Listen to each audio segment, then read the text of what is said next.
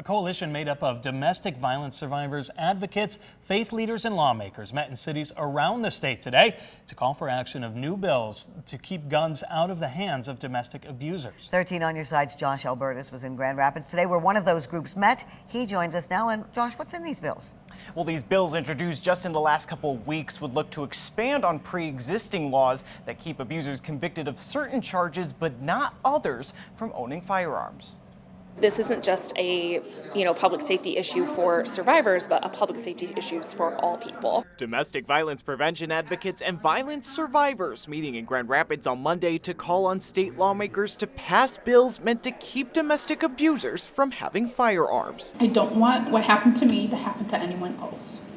So I'm asking our leaders in Lansing, please listen to us, stand with us, don't ignore our stories and pain any longer. Please take action now. Currently, Michigan law prevents those convicted of felonies from owning firearms for different amounts of time. Under bills introduced this month, however, that law would be extended. Those convicted of a misdemeanor involving domestic violence would also be barred from owning, possessing, or distributing firearms for 8 years following the end of their sentence. Monday's event was part of what organizers called a day of action, with other groups rallying to echo support in cities across the state. I later found out he had been charged with a misdemeanor DV, and that was throwing a brick through her window. And as you see, me being the next victim, that definitely escalated, to the point now he possessed a gun and he was actually going to murder me.